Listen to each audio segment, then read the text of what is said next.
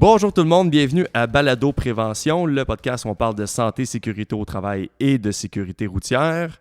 Avant de débuter l'épisode de ce mois-ci, des petites annonces ou des petits rappels. En fait, en 2019, on a lancé la campagne « Tu t'en vas où quand tu recules ?» qui visait en fait les camions à benne basculante, les manœuvres de recul qui ont malheureusement mené à beaucoup de décès là, dans les dernières années.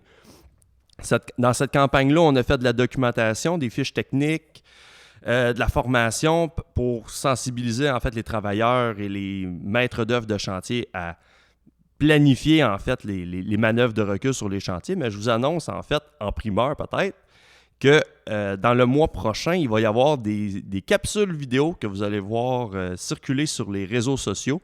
Il y en a 3 différentes. Je vous invite à aller les visionner, à les partager dans vos entreprises ou parlez-en avec vos collègues parce que c'est une problématique qui ne se réglera pas d'elle-même si on ne l'aborde pas. C'est assez pour les plugs ce mois-ci. On va commencer le podcast. Je suis aujourd'hui avec M. Gilles Ducharme de Structurac. Salut Gilles. Bonjour. Là, on va faire semblant qu'on ne s'est pas parlé pendant une demi-heure. C'est bon, excellent. Là. On se connaît pas? Gilles, spécialiste des paletiers, des rayonnages, peu importe le terme qu'on utilise. Oui. Des rackings, là, à quel point il y en a partout? Y a-t-il des places qu'on ne s'attend pas à ce qu'il y ait même des paletiers d'installer? En fait, non, il y en a partout. Si tu as un garage, il y en a chez toi. À la limite, tu as un petit pelletier, tu as une petite étagère, mais il y en a vraiment partout. Que ce soit une usine, que ce soit naturellement un centre de distribution, c'est clair. Mais si on regarde la pièce ici où nous sommes, chaque article qu'il y a dans la pièce, ben, ça a passé un jour ou l'autre dans un centre de distribution. Le gars qui a vendu cette table-là, même si c'est une PME, ben, a un peu de rack pour garder un peu de stock de table.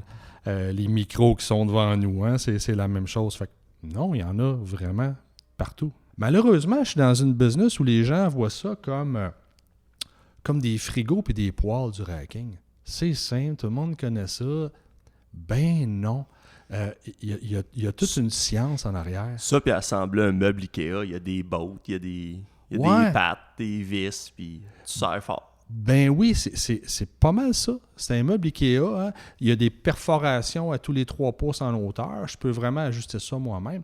Le problème, c'est que j'amène des charges considérables à la dalle de béton. Est-ce que la dalle peut prendre ces charges-là? Est-ce que le sous-sol peut prendre ces charges-là? Ben c'est ça qu'il faut faire. Il y a cette étude-là à faire. Malheureusement, sur Terre, toutes les charges veulent descendre. Fait que il y a plein de projets qu'on fait que c'est un problème, la dalle de béton. Okay. Et il y a le nouveau code du bâtiment, quand il va être adopté, dans quelques mois, va nous demander de concevoir les systèmes sismiques au Québec. Et ça, on ouvre tout un autre monde. Donc, c'est pas juste de la pression sur la dalle, c'est aussi de l'arrachement qu'il va falloir considérer, parce que dans le cadre d'un événement sismique, les structures se mettent à se déplacer. Et en se déplaçant, bien, des fois, je pousse, des fois, je tire la dalle de béton. Est-ce que la dalle peut prendre ces charges-là?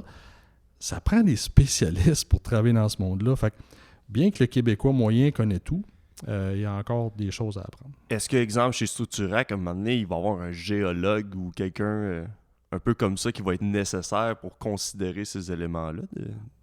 Une bonne tremblement de terre. Ouais, ben, en fait, on ne veut pas se mêler de sol. Hein? Notre expertise est vraiment au niveau structure. Par contre, juste au niveau structure, oui, maintenant, on a un spécialiste sismique. Ah, ouais. Ouais, parce que c'est déjà... En fait, bien que ça n'a pas force de loi au Québec, ça a force de loi déjà dans d'autres provinces, ça a force de loi aux États-Unis. Et le sismique, c'est une science qui a été bien étudiée. En fait, tu me donnerais ton code postal où tu demeures. C'est une réalité sismique qui est différente du code postal où je demeure. Okay. C'est pointu à ce niveau-là. Et souvent, les gens disent « Oh, ouais, mais sismique, pourquoi sismique? » Sismique au Québec. Ouais, tu sais, voyons donc. On sait dans l'Ouest, on sait à Vancouver. Fait que là, je vais vous faire une image mentale du Canada. OK? Puis là, on regarderait le Canada. J'ai Vancouver à gauche, puis j'ai Halifax à droite. Bon, à gauche complètement, sur une échelle de 1 à 10, j'ai Vancouver qui serait un 10. Parfait. J'ai toutes les prairies, l'Ontario, on sait que c'est plate dans ces places-là, mais c'est plate au niveau sismique aussi. Il n'y a rien. OK. Et là, tu arrives au Québec. Ben, sur mon échelle de 1 à 10, c'est à peu près 7. C'est la deuxième place la plus à risque au Canada.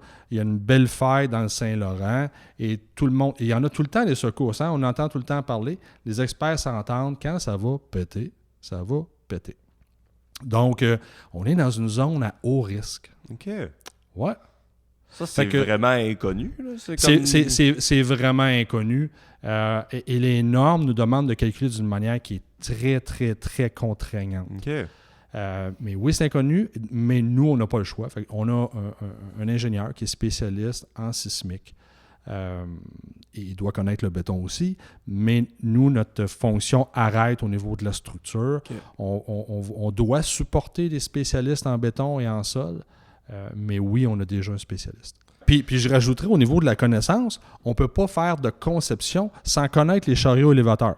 Donc, donc bien qu'on ne vend pas de chariots élévateurs, puis on n'en vendra jamais parce que c'est vraiment un autre domaine, on doit maîtriser les différents types parce que si je ne connais pas les contraintes de manipulation de ces plates-là, je ne peux même pas commencer à dessiner. Fait que quand je dis que ça prend au moins 2 ans à entraîner quelqu'un, ben c'est tout ça. On doit devenir bon à un tas de trucs qu'on ne vend pas. Fait qu'il faut bien connaître le bâtiment, il faut bien connaître les chariots élévateurs. Et en 2020, il faut bien connaître aussi les systèmes d'information. Donc, maintenant, les gens, la majorité de nos clients ont ce qu'on appelle des WMS ou Warehouse Management System pour localiser chacun de ces produits-là.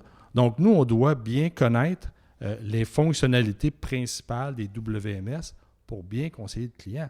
On débarque chez un client, il nous dit, bon, moi, j'opère avec SAP comme WMS. Il faut avoir une idée c'est quoi SAP. Il faut avoir une idée de qu'est-ce qu'il nous dit. Okay. On ne va pas vendre de WMS. On ne va pas vendre de chariot. Mais il faut que la conception que vous allez faire soit logique avec les... Tout à fait. Okay. Tout à fait. Puis après ça, oui, effectivement, là, il faut l'installer. En fait, si je résumais rapidement, il faut l'installer, il faut l'inspecter régulièrement et à quelque part là-dedans, il faut former les gens. On devrait former les utilisateurs pour l'utilisation sécuritaire. Et souvent, au niveau de la formation, pendant que je pense, je le dis, on va mêler formation de chariot élévateur et formation de système d'entreposage. C'est deux mondes. Ça serait quoi les différences? En fait, toi, si tu es un cariste et tu dois utiliser un chariot élévateur, on doit te former pour utiliser le chariot élévateur. Ouais. Le formateur qui t'explique ça, lui, il ne connaît pas les systèmes d'entreposage. Fait qu'il t'explique les bonnes pratiques au niveau chariot élévateur. Parfait. Nous, on doit former pour le système d'entreposage. C'est-à-dire, toi, tu es un cariste, là, on te forme. Tu débarques en classe, on donne une formation sur la compréhension technique des palletiers. Qu'est-ce que ça mange en hiver? Bien, en fait, c'est pour toi de bien comprendre comment ça fonctionne. Fait que si tu comprends, nous, à la base, en formation, on présume que les gens sont intelligents. Hein? Ça, c'est quand même bon. Ben, je pense que c'est important. Fait que, non, mais j'ai entendu plein de choses là-dessus, mais il faut présumer que les gens sont intelligents. Et là, on leur explique, tu te promènes avec des charges de 3000 livres, tu mets des charges de 3000 livres dans le pelletier. J'ai 1, 2, 3, 4 niveaux. J'ai 4 niveaux. À chaque niveau, j'ai 6000 livres. J'ai 24 000 livres de charges qui descendent à chaque échelle. Je pense que tu comprends que si tu te frôles l'échelle, même si tu as un bon casque, si ça se met à descendre, je pense que tu vas y passer. Et le but ultime, c'est qu'ils comprennent, si les gens comprennent comment les charges voyagent dans ces structures-là, ils vont comprendre qu'ils peuvent mourir. Hein, ça tue quelque chose comme 5 Québécois par année.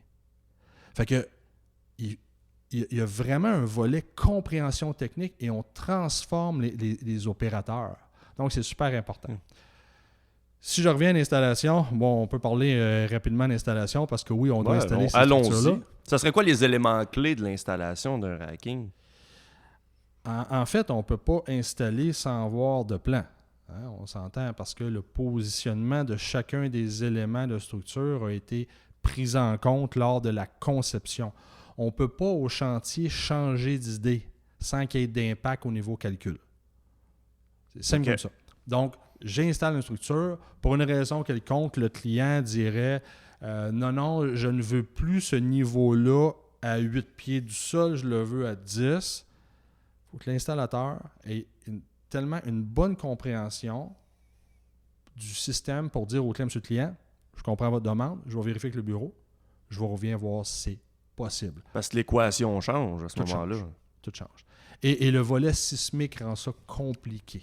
OK. Parce que quand, à l'époque, on travaillait au niveau statique, ça se calcule à la main quand même assez bien. Le sismique, ben non. Sismique, ça prend des logiciels. Et dès que je change le positionnement d'éléments dans ma structure, je change le comportement. Je vais peut-être créer qu'une des pièces à quelque part dans le système qui ne pourra plus prendre les charges. Ça demande souvent une simulation additionnelle pour voir si ça fonctionne. C'est compliqué. Le futur va faire en sorte que ça va être difficile de commencer à changer ça comme on le faisait. Hein. Le problème au Québec, c'est que tout le monde peut installer. C'est ça que je t'allais te demander. Qui serait le bon installateur du palotier? Ouais. Vois-tu, ça a commencé à l'époque, la première version de CSA disait qu'habituellement, l'installation est faite par le fabricant. OK. Bon. Puis, si l'installation est faite par un fabricant, ça fait du sens parce que le fabricant, il fait de la conception comme nous, il va former ses gens. Le problème, c'est que dès que les fabricants n'installent plus et ils sous-traitent cette fonction-là, comme c'est le cas, nous, on a une équipe, mais on sous-traite aussi. Mais dès que tu commences à sous-traiter, comment les sous-traitants vont avoir l'information? Ouais. Si tu n'as pas besoin d'une licence RBQ, si tu n'as pas besoin de rien, si tu n'as pas besoin d'aller à l'école comme installateur, tu apprends où ton information? Ben, tu installes comme tu penses que c'est correct. Je suis capable de lire le plan. Ça dit le morceau A dans le morceau B. Ouais. Avec la botte C. C'est ça. Mais là, au niveau des règles de verticalité, tu ne les connais pas. Les règles d'horizontalité, tu ne les connais pas. Les règles de coupe de serrage, des ancrages, tu ne les connais pas. Tu ne connais rien. Tu n'as pas été à l'école de l'installation parce qu'il n'y a pas d'école d'installation. Fait que nous, ce qu'on fait pour parer à ça, on s'est dit, OK, des fois, on n'a pas le choix d'avoir des sous-traitants. On va travailler avec des gens qui sont prêts à avoir une formation. Fait que nous, j'ai Mathieu ici qui a bâti un cours de 8 heures. Si tu es prêt à venir t'asseoir en classe puis avoir une formation, ben, tu vas avoir une carte Structurac et tu vas pouvoir installer pour nous. Et si tu veux pas, tu veux pas. On s'est dit, OK, il n'y a pas d'action gouvernementale pour prendre ces gens-là en main. Ben, parfait. Nous, on va se prendre en main et on va le faire. OK. Ben, les installateurs qui n'ont pas envie de travailler avec nous autres trouvent ça compliqué. C'est donc bien compliqué de travailler avec Structurac. Il faudrait que je sois compétent quand j'installe. Moi, je connais ça, j'ai toujours installé. Ouais, mais tu sais, tu vas encore dans une nouvelle, dans un entrepôt et tu entends encore pendant une nouvelle installation, bing, bang, boum, ça varge, puis ça cogne de l'acier, comme si c'était la manière de faire. C'est juste mal installé. Hein? La première travée de pelletier est super importante. Travée, on parle de... On parle une travée. Quand je regarde une travée de pelletier, c'est composé de 2 échelles verticales avec des lisses horizontales. OK. Donc, j'ai une travée. La travée doit être bien d'équerre. Si la travée n'est pas d'équerre, ben, naturellement, je vais commencer à avoir à varger sur les lisses pour les rentrer. Mais ça, si tu ne l'as pas appris, si tu n'as pas appris comment mettre un système d'équerre, si tu n'as pas appris les règles de verticalité, les documents demandent un ratio d'élancement, un écart de verticalité de la longueur sur 240. Donc, si j'avais une pièce de 240 pouces, 20 pieds, j'ai droit à un écart d'1 pouce. OK. Donc, pour respecter ces écarts-là, je dois mettre des cales de nivellement sous les plaques de base des échelles. Mais si je ne sais pas ça, ben j'installe. Je clippe ça en place. Fait que c'est pas de niveau, c'est pas horizontal, c'est pas d'équerre. Puis à l'œil, 1 pouce sur 20 pieds, ça a l'air drette. Ça a l'air drette. Ouais. Fait que là, les gens, ben, ils vargent ces structures pour que ça rentre. C'est vraiment étonnant que, encore en 2020, n'importe qui peut installer. Toi, tu décides de l'installer, tu peux. Demain matin, tu dis, moi, là, je suis tanné de vieux-prévention, je pars mon équipe d'installation. Ben, tu peux. Tu as juste besoin d'aller t'ouvrir une compagnie puis t'acheter des outils. Ça fait-tu du sens? D'autant plus que, tu sais, j'ai débuté ma carrière en 86. À l'époque, un palletier fait 12-14 pieds de haut. Okay. La moyenne aujourd'hui, c'est 25-28. Là, on conçoit des bâtiments littéralement dans des bâtiments. Fait que c'est intéressant. Là, on est à Châteauguay en ce moment, au bureau chef de Structurac, puis pas très loin, quand on va vers Beauharnois, il y a je me rappelle plus c'est quelle entreprise qui fabrique un méga entrepôt, puis je pense que c'est Ikea. Ouais. Ce qui a été fait en premier, c'est le paletier. Puis on dirait que la bâtisse se construit autour. Oui, c'est une bonne observation. En fait, c'est ce qu'on appelle en bon français un rack supported building. Donc, c'est une structure de paletier qui supporte le bâtiment. Fait qu'en fait, c'est une spécialité qui est vraiment allemande. Eux, ils cherchent de l'espace depuis longtemps, comparé à nous en Amérique du Nord. Donc, c'est les Allemands qui ont débarqué ici, qui ont été installés ces paletiers-là, et le toit est vraiment déposé sur les structures de paletiers, les murs et tout ça. Ouais, c'est très, très haut. À l'œil, ça a l'air d'avoir 80-90 pieds de haut. Là. Versus 14 à tes débuts, là, 30 ans. Là, exact. L'évolution est impressionnante. Oui, et c'est certain qu'une structure comme ça, on s'entend, en plus du volet sismique qu'ils doivent respecter, ben eux, là, comme quoi c'est le bâtiment, ils ont les efforts de vent. Le vent, ça pousse, ça tire. C'est vraiment une spécialité. C'est certain qu'ils ont conçu la dalle de béton pour ces charges-là. C'est un beau projet. C'est un beau projet qui n'est malheureusement pas terminé encore, mais c'est un beau projet. Tantôt, tu disais, si je pourrais me partir ma compagnie d'installation de racking, j'aurais-tu de la job pas mal en ce moment? T'aurais de l'ouvrage. T'aurais de l'ouvrage. Mais comme n'importe qui part à son compte, moi, je suis tout le temps être entrepreneur. Il ne faut pas être vraiment sain d'esprit, à moins d'être très, très, très naïf. Fait que moi, j'aime mieux dire que je suis un gars naïf que de dire que je ne suis pas sain d'esprit. Il faut être naïf parce que la tâche de travail pour que ça fonctionne, même je te l'explique, tu ne peux pas comprendre. Ça, c'est comme quelqu'un qui va être un papa. Je ne sais pas si c'est ton cas, mais... mon téléphone est en vibration. Je n'attends un dans quelques jours. C'est vrai? Un deuxième, oui. Wow! OK, bon, mais là, c'est le deuxième. mais quand c'est le premier, on en aurait parlé avant, puis tu m'aurais dit, c'est impossible ce que Gilles me raconte, ça peut pas être si pire que ça. Et là, tu as ton premier, tu te dis, tabarnouche, tout le monde avait raison, c'est aussi pire que ça. Bon.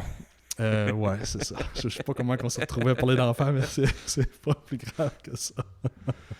Dans les éléments clés d'installation, on a parlé du choix de la personne, le choix de l'entreprise, d'avoir les compétences nécessaires pour le faire. Y a-t-il d'autres éléments qui viennent en tête, dire ça, on passe trop souvent à côté quand on planifie l'installation d'une nouvelle structure ou autre? En fait, moi, je ferais un pas en arrière en disant que il doit y avoir à peu près un projet sur 150 qui est bien fait au complet.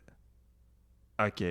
Fait que quand je dis je fais un pas en arrière, je fais un pas en arrière. Habituellement, ce qui arrive, toi, tu décides, toi, tu dis, OK, j'ai pas le choix, je dois déménager, je manque d'espace, tu appelles un architecte, on construit une belle bâtisse, puis là, à un moment donné, rendu au milieu, tu dis, hey, c'est vrai, ça va me prendre du racking, puis là, tu commences à chercher pour du racking.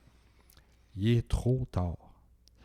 Tu sais, c'est comme tu construis un bâtiment sans penser à la fonction. Au lieu de dire, OK, ma fonction principale, ça va être des paletiers pour stocker mes palettes, je devrais peut-être construire un bâtiment pour s'assurer que ça ne dérange pas mes opérations. Tu as un client sur 150 qui pense à ça. Fait que là, comme là, on travaille actuellement un super beau projet. On design le système d'entreposage et après ça, on s'assoit avec l'architecte, on lui dit où mettre les colonnes de bâtiment. Parce que sinon, les colonnes de bâtiment ne sont pas à bonne place. Et là, tu viens de te construire un centre de distribution mais des palettes, et là, tu viens d'apprendre, à cause de tes colonnes mal foutues, tu perds 5-7% d'entreposage. Et tes coûts, peut-être, parce que là, il y a des ajustements qui doivent être faits, viennent de grimper. Oui. Là, tu viens d'apprendre que tu n'as pas mis tes drains de toit aux bons endroits parce qu'ils te nuisent. Tes unités de chauffage, ils nuisent quand les chariots élévateurs lèvent leurs palettes. Et là, tu réalises, tabarnouche, j'aurais peut-être dû commencer par appeler le spécialiste en système d'entreposage. Personne ne pense à ça. Et l'architecte ne le dit pas. Fait que moi, avoir plein de temps libre, je ferais de la formation auprès des architectes en leur disant « Boys and girls, vous connaissez rien là-dedans? Référez à des spécialistes. » Parce que quand je te dis comme ça, tu dis « Ben oui, Gilles, ça fait du sens. On devrait concevoir le bâtiment autour de mes opérations. » Mais c'est pas ça mon quotidien. Fait qu'on est excité quand ça arrive parce que wow, enfin un beau projet. Fait que le client va avoir un bâtiment où il n'y aura pas d'obstruction, ça va être agréable. Tout a été pensé en fonction de quoi? De ces opérations. J'ai envie qu'on tombe dans la portion un peu de destruction de légendes ou de revoir des différents mythes. C'est bon? Il y en a plusieurs? J'en ai un bon. Okay. Je pense que tu vas l'aimer. Là, tu dois l'entendre. Oui. C'est pas à tous les jours presque. Là. On peut-tu réparer ça, un pelletier endommagé? C'est une bonne question. En fait, la réponse est oui. CSA est clair, par contre, ça doit être, chaque réparation doit être validée par un ingénieur. Okay. En fait, tu peux juste pas appeler Joe soudeur, puis il débarque, puis il te soude une patente. Okay? Parce qu'en fait, imagine-toi, tu as un dommage. Habituellement, le dommage est à la base de l'échelle. Qu'est-ce qu'il faut faire? Tu arrives devant l'échelle, tu regardes la sévérité du dommage. Est-ce que tout se répare? Ben non. Hein? Tu as un accident avec ta voiture, ils vont peut-être te dire « Excuse-moi, mon chum, il est trop endommagé, il est perte totale. » Ben, c'est pareil pour un pelletier. Puis on catch vite avec une loto. Ah ouais.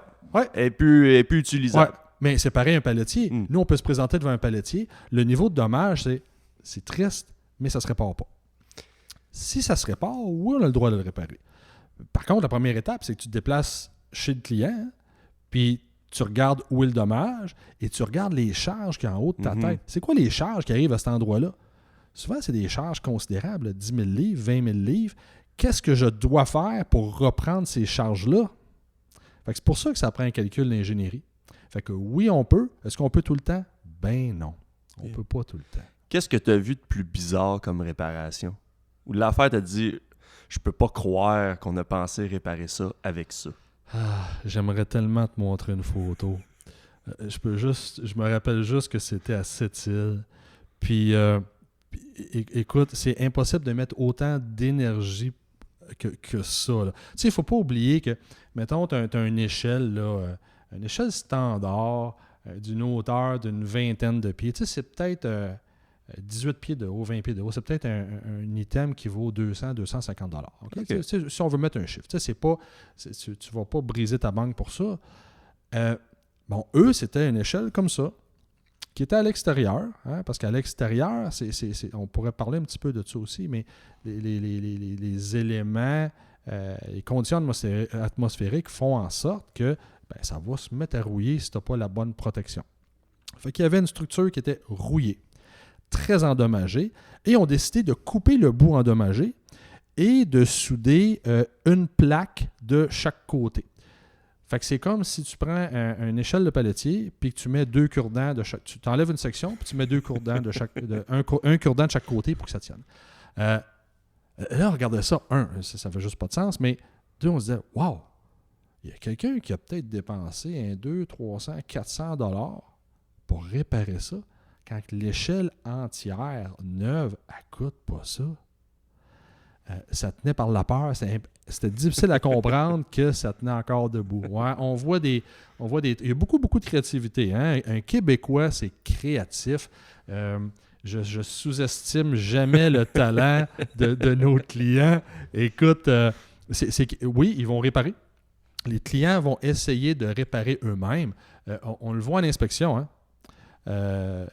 L'échelle a déjà été croche, a été frappée. Les ancrages ont cisaillé. L'échelle est croche. On fait quoi? On prend des chaînes, on prend un lift, on prend une palette, on pousse l'échelle, on tire, on le remet à sa place. Tout ça pendant que le pelletier est bien chargé. Hein? Parce qu'on ne s'est pas levé la tête en disant « Eh bon Dieu, j'ai 10 palettes de 3000 livres qui peuvent me tomber dessus. » C'est pas important, des barriques, des matières dangereuses dedans. Non. On le redresse nous-mêmes. Puis je donne souvent comme exemple en formation, j'aimerais faire juste de la formation. Je suis rendu à un âge où je me dis, je pourrais-tu faire que c'est que j'aime tout le temps? Puis je donne comme exemple, prends une petite plaque d'acier dans tes mains. OK? On va visualiser, j'ai une petite plaque de 1 pouce de large, 12 pouces de long, à peu près là, 1/16e de pouce d'épais. OK? J'ai une petite plaque d'acier. Je te demande de la plier. Tu plies. Je te redemande de la remettre droite. Tu la remets droite. Je te demande de la replier. Tu vois où je veux aller, hein? Je peux faire ce mouvement-là combien de fois avant qu'elle brise? Je ne le sais pas. Mais pas souvent. Hein? Tu ne peux pas faire ça souvent. Fait que, imagine-toi, j'ai une structure de pelletier. Je l'ai crochée, je la décrochée. Je l'ai crochée, je la décrochée. Non, mais sérieusement, c'est aberrant, là.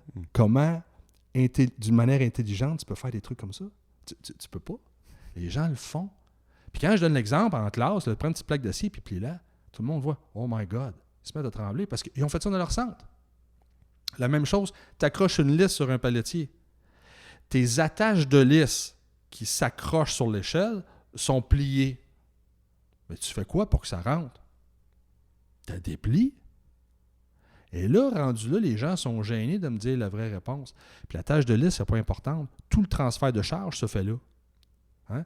La charge part de la palette, est transmise sur les lisses, et les lisses transmettent ça à l'attache de lisse qui amène ça à l'échelle.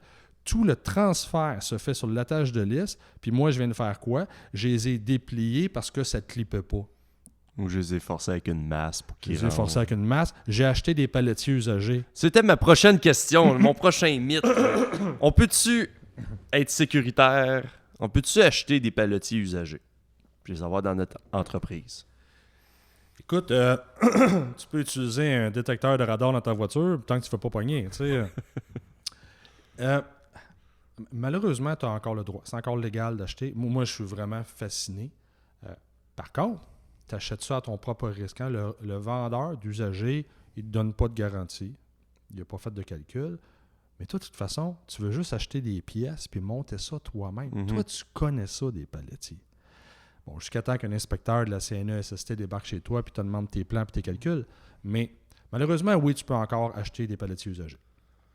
Souvent, ils sont très, très beaux.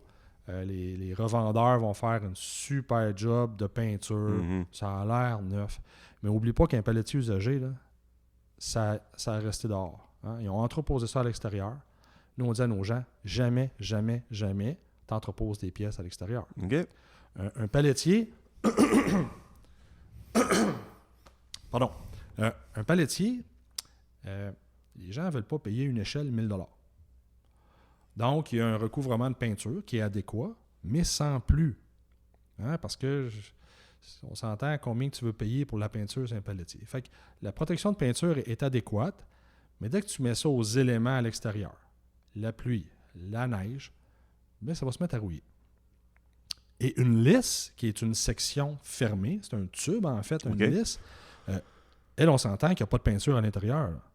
L'eau rentre là-dedans, ça se met à rouiller de l'intérieur vers l'extérieur.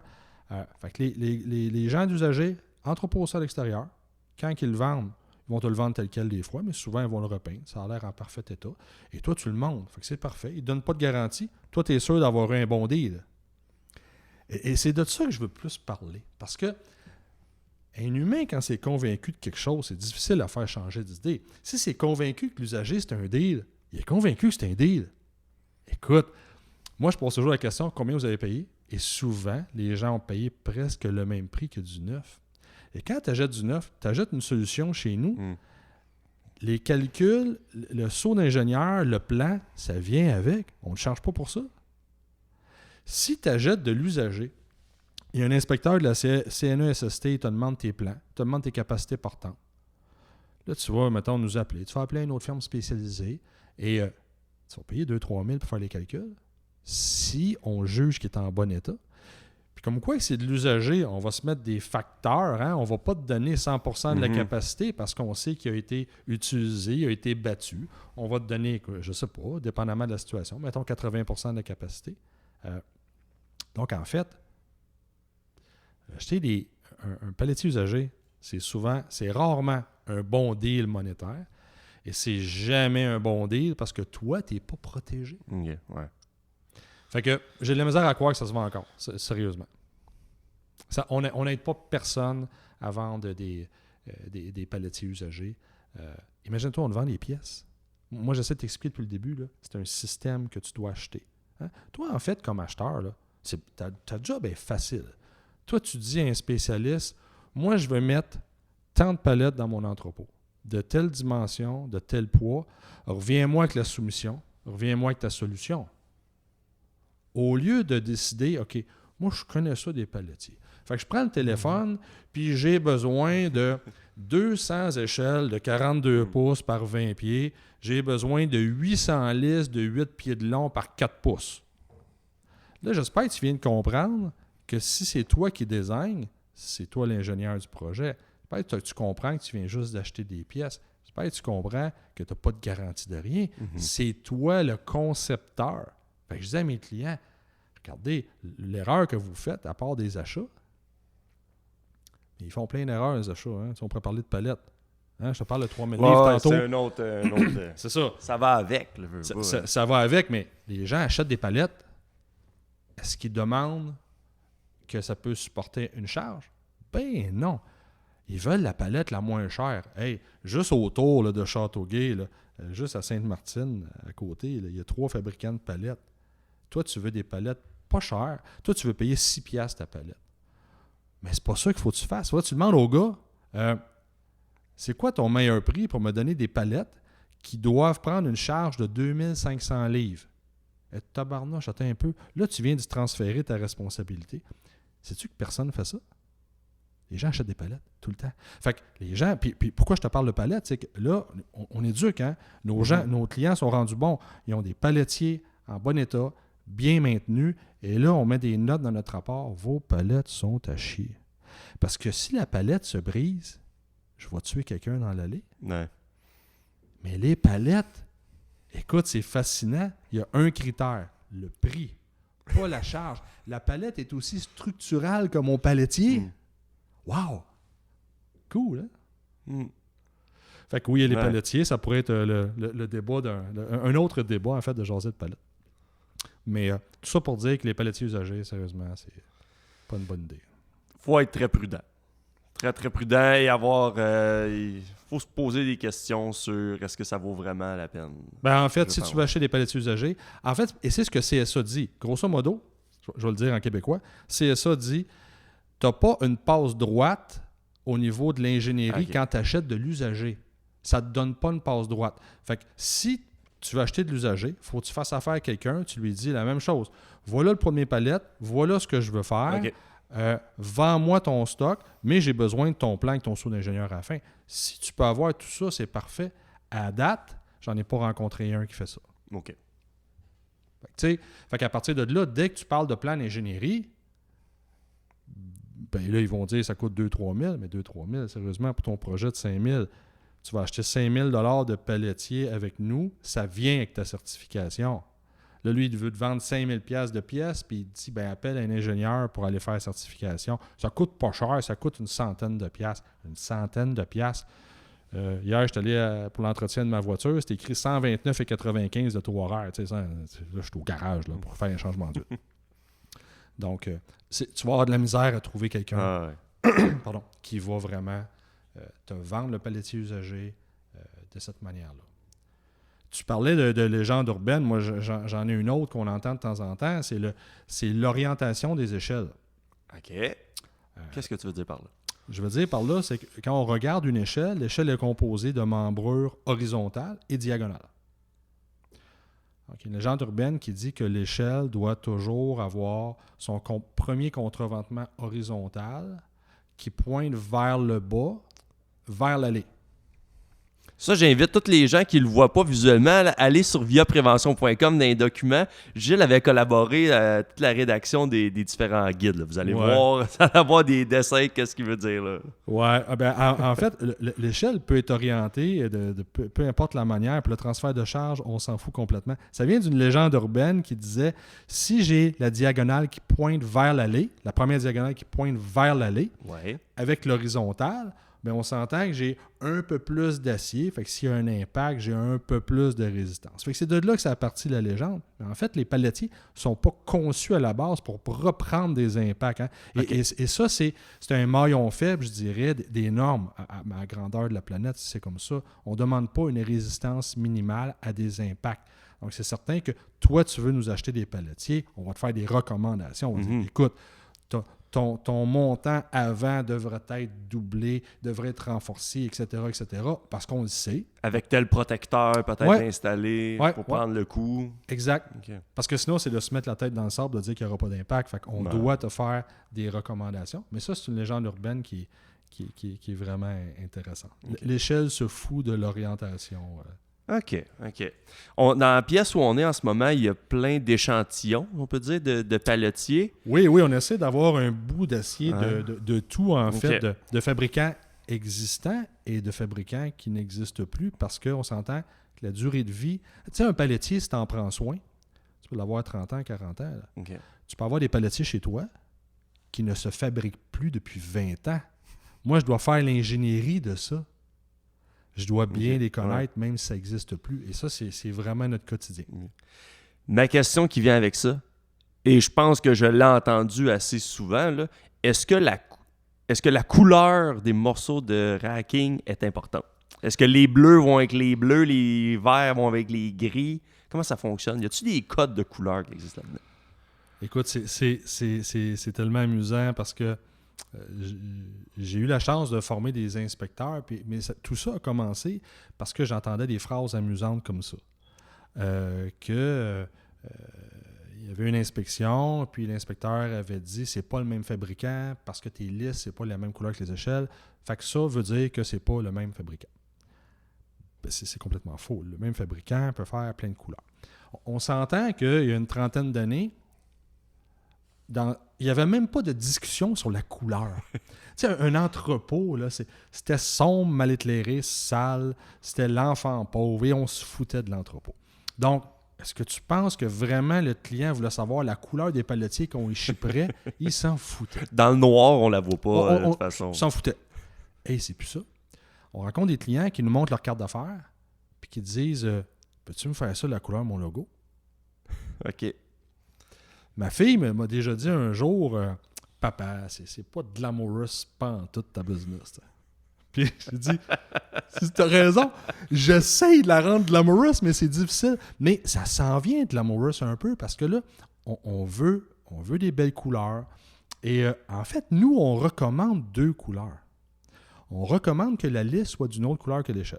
Bien que pour nous, c'est une contrainte de plus à l'usine, pour l'opérateur que tu es, disons, tu vas voir mieux la jonction échelle et lisse en ayant 2 couleurs. Mm-hmm. Donc, ben non, il n'y a pas de lien avec les couleurs. Nous, on souhaite que tout le monde ait au moins 2 couleurs. Hein? On va aller même plus loin. Un projet qu'on a fait, la majorité des listes étaient orange et une zone où le client mettait des charges beaucoup plus lourdes.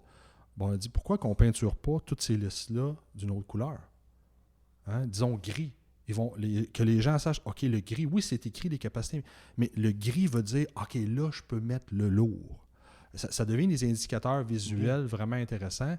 Donc, on le suggère de changer les couleurs. Mais c'est tellement amusant ce que tu dis parce que oui, il y a déjà un inspecteur qui m'a dit ça. C'est sûr, c'est pas le même fabricant, c'est 2 couleurs différentes. Il n'y a vraiment pas de lien. Et c'est encore difficile de retracer les fabricants.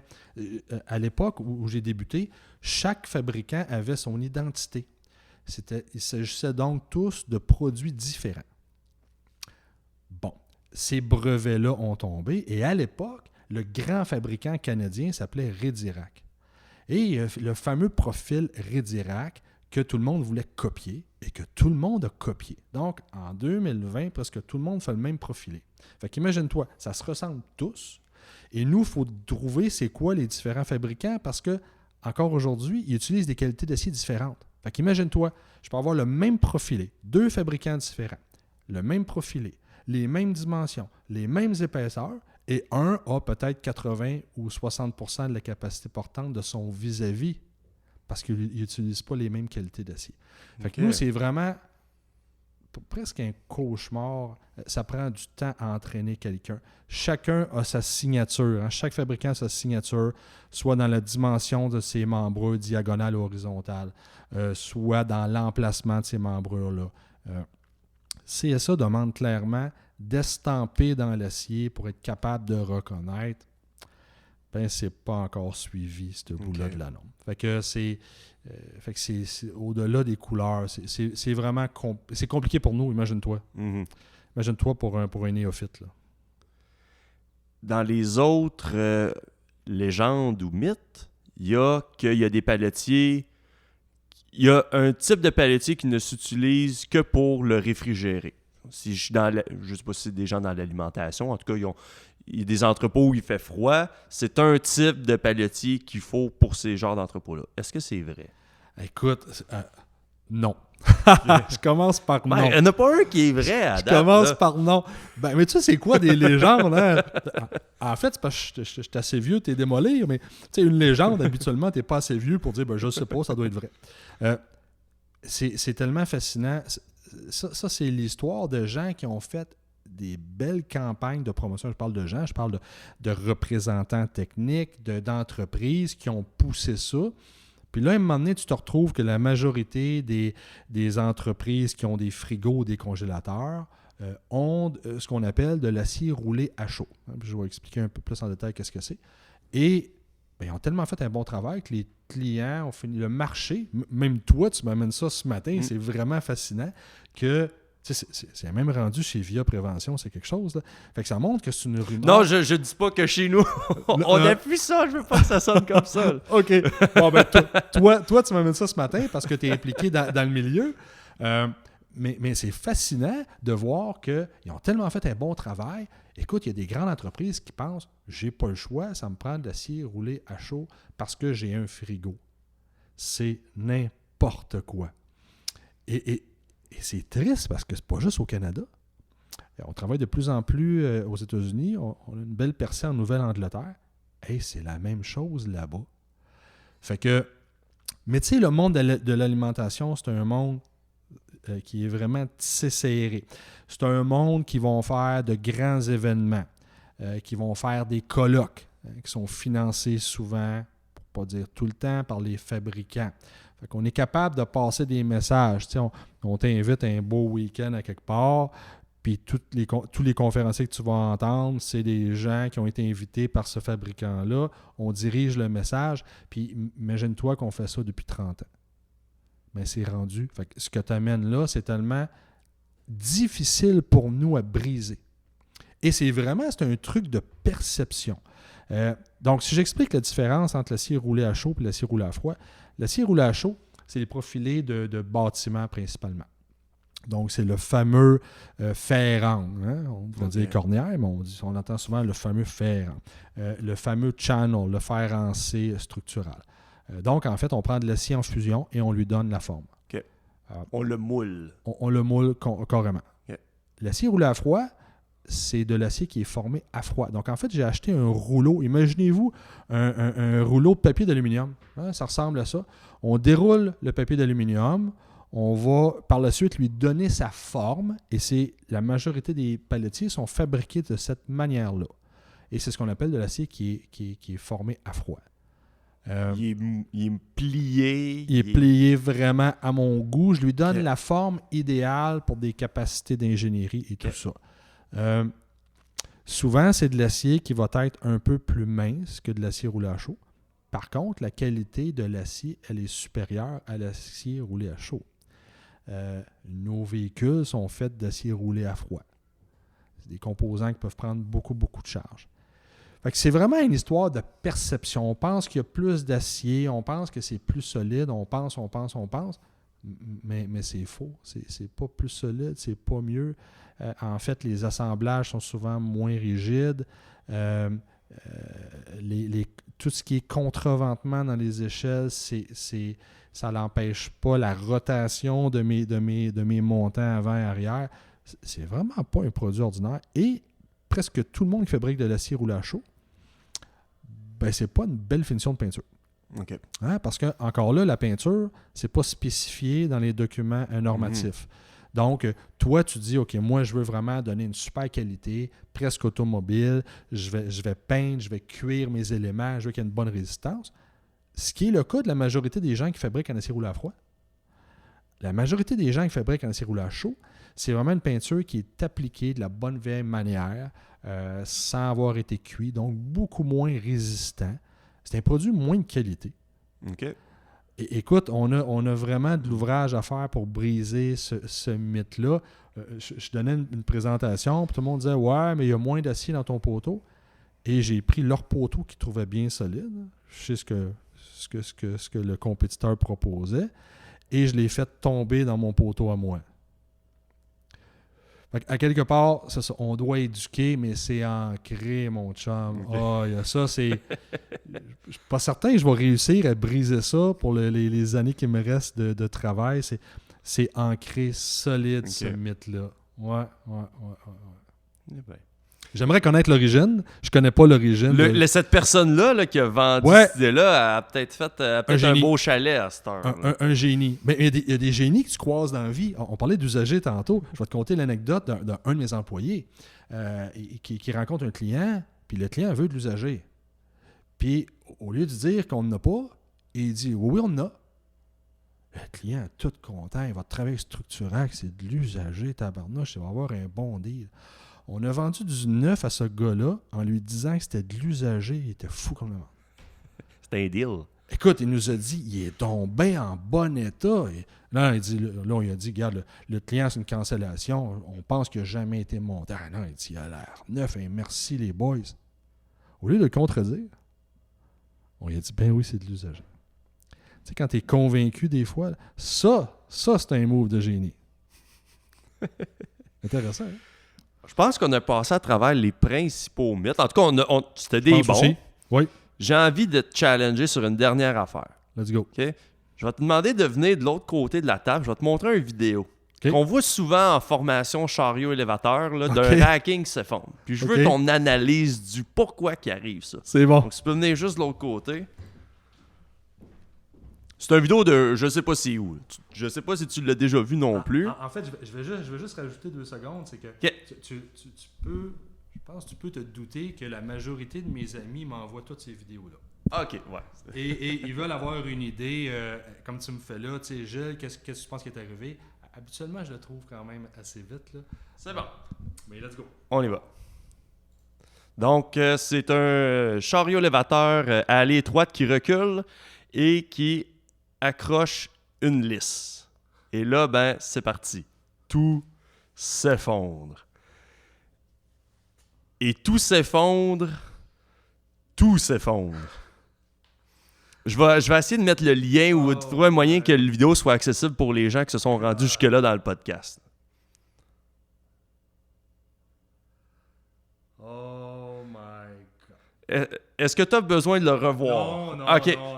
Tu peux à ce moment-là retourner à ta place. Qu'est-ce qui s'est passé? Qu'est-ce qui se passe là-dedans? Là? Qu'est-ce qu'on voit? OK.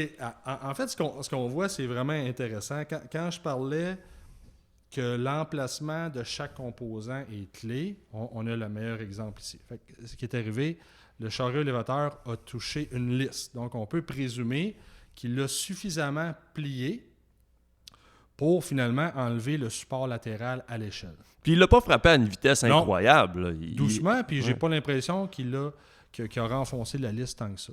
Mais on pourrait présumer que ça l'a enlevé un support latéral à l'échelle, mais juste d'un côté, mais il y avait un support de l'autre côté.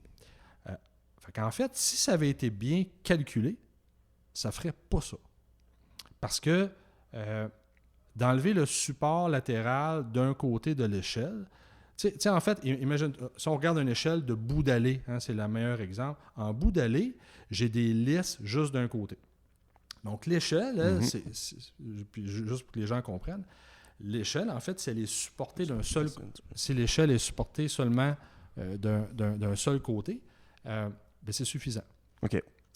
Donc, j'endommage cette liste-là. On pourrait s'imaginer, c'est comme si elle n'était plus là. Je viens d'enlever un support latéral.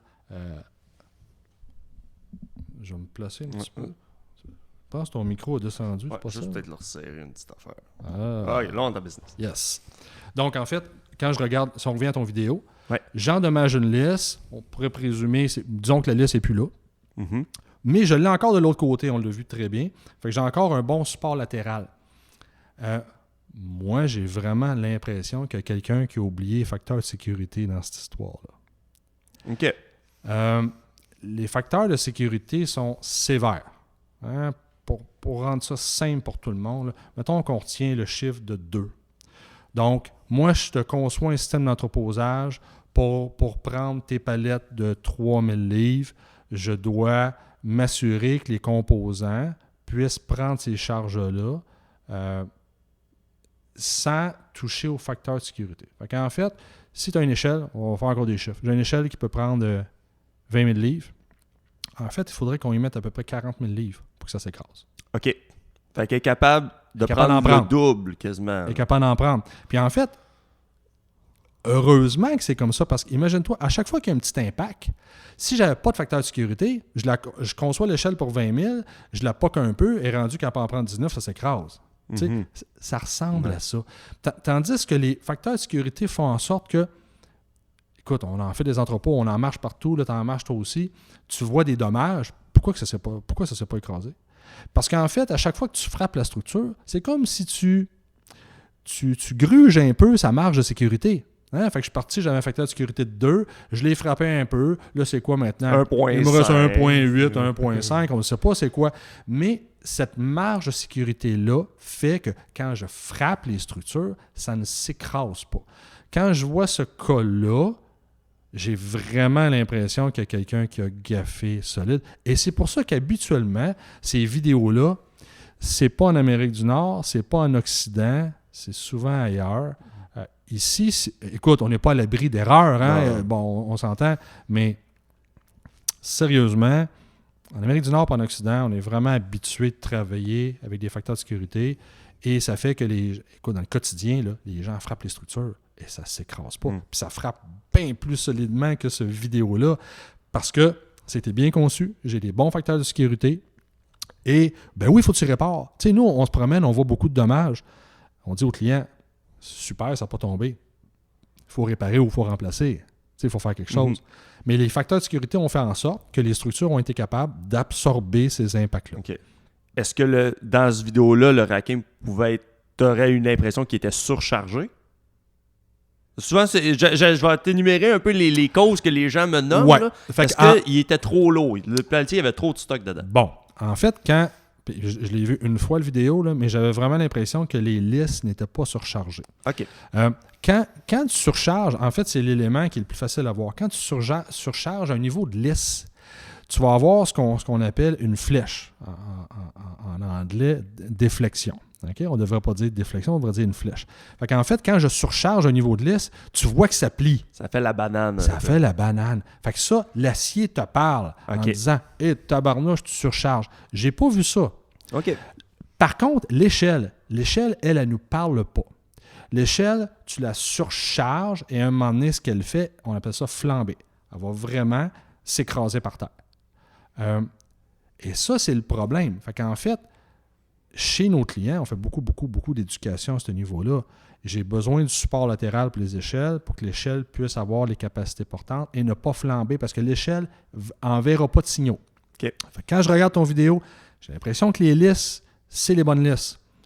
C'est clair que les échelles, c'est pas les bonnes échelles. Parce que l'effondrement, après ça, il y a la première collision et tout tombe comme un domino.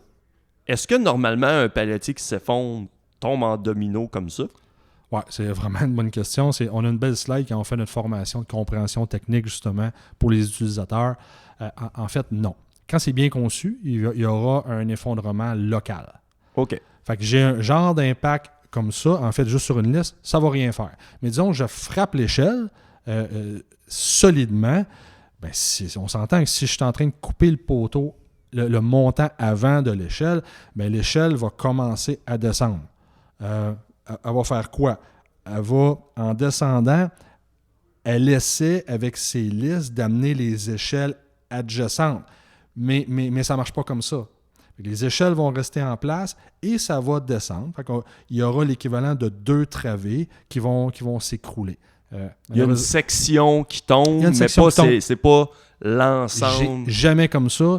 Okay. Et malheureusement, c'est certain que dans ma carrière, j'ai été appelé dans plusieurs cas et c'est toujours local quand c'était bien conçu avec les bons facteurs de sécurité. Oui. Fait que tu sais, on s'entend, quand l'échelle commence à descendre, les palettes vont revoler. Les palettes peuvent revoler dans la rangée en face d'elle. Ça peut endommager des composants en face parce que c'est les charges qui vont endommager. Mais ça va être très, très, très localisé. Jamais ça peut faire ça. Ça, c'est vraiment l'exemple typique d'une échelle qui était mal conçue. Et puis, c'est certain, quand il y en a une qui... Le mouvement que ça donne, tout s'écrase. Mais ça, moi, j'ai jamais vu ça dans ma carrière. tu sais, des accidents, là, pendant qu'on se parle, il y a des gens qui rentrent dans tous les palettiers, dans tous les entrepôts là, au Québec, là, puis partout ailleurs. Il y a des accidents partout, il y a des collisions partout. Mais si la structure a été bien conçue, c'est tout le temps local. Okay. C'est jamais... Ça n'a pas cet effet-là. Il y a certains systèmes d'entreposage qui sont beaucoup plus sensibles à ça parce qu'ils ont moins de support latéral. Mais un palettier standard, comme on voit là, j'ai un support latéral, j'ai une lisse à peu près à tous les 5 pieds. L'échelle est censée vraiment très, très bien travailler. Puis, vraiment pas de raison de... Ça, il y a quelqu'un qui a gaffé. Il n'a pas calculé les échelles correctement. Ça donne en bout de ligne une popée catastrophe. Ouais. Et l'affaire aussi, c'est qu'il y a quelqu'un qui est dans ce chariot élévateur-là, qui est enterré en dessous de palettes qu'on ne sait pas combien qui pèsent, avec du métal coupé, effondré sur lui. Combien de temps ça va te prendre pour aller le chercher? Je ne sais pas. Ça se peut que ça soit long. C'est certain que c'est pas drôle. Au Québec, les incidents qui sont arrivés, habituellement, c'est de nuit qu'il arrive des trucs. OK. Hein. Pour quelle raison? Parce qu'il n'y a pas assez de supervision. Il y a des entrepôts que ça fait des courses de chariots élévateurs. Hein. Fait qu'il y a toutes sortes de trucs comme ça qui arrivent. Si on peut finir sur un autre petit point aussi, on a tellement d'éducation à faire sur les palettiers que je suis content d'être là en ligne avec toi. En fait, on prêche aujourd'hui un peu dans le désert, tous les deux. Là. Mais il fait moins 20 dehors, là, mais on est loin du désert. Mais oui, non, merci de l'invitation. Merci de donner une occasion de former les gens. Comment les entreprises qui veulent te rejoindre, c'est quoi le meilleur moyen pour ceux qui veulent faire affaire avec Structurac? Oui, ben l'idéal, on peut appeler au bureau là, au 450-692-1110 ou bien notre site web. Notre site web est bien fait où vous pouvez remplir une demande et puis il y aura un spécialiste là, vraiment dédié qui vous contactera. Super, super. Pour tous les auditeurs, n'hésitez pas aussi à aller vous abonner à la page Facebook de Via Prévention. Quand on sort de la documentation, s'il y en a de la nouvelle sur les palettiers, on va la mettre en ligne là sur le site de ou sinon sur le viaprévention.com. Et si vous aimez le podcast, abonnez-vous. Et merci d'avoir écouté jusque-là et à la prochaine.